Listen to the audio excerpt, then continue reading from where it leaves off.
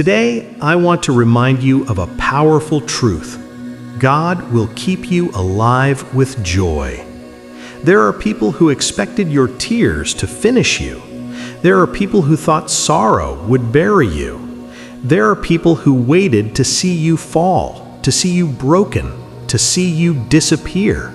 But God said no. Instead of shame, He will give you honor.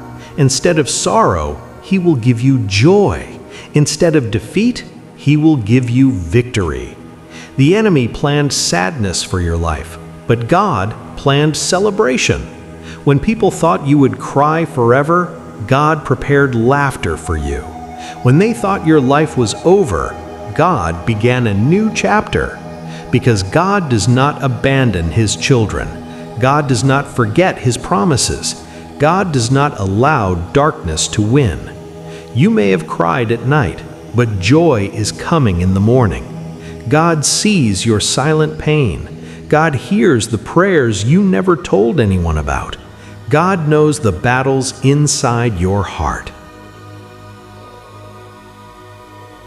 And He is about to reward your endurance with joy. Some cried because of rejection. Some cried because of poverty.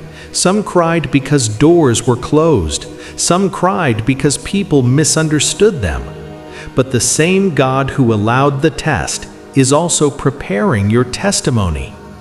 God will surprise those who mocked you. God will shock those who waited for your downfall. God will bless you in front of those who doubted you. You will not die in sorrow. You will live in joy. You will not remain in pain. You will rise in victory. God is restoring your smile. God is restoring your peace. God is restoring your dignity.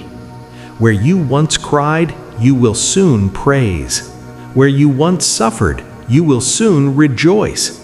Where you once felt forgotten, God will make you remembered.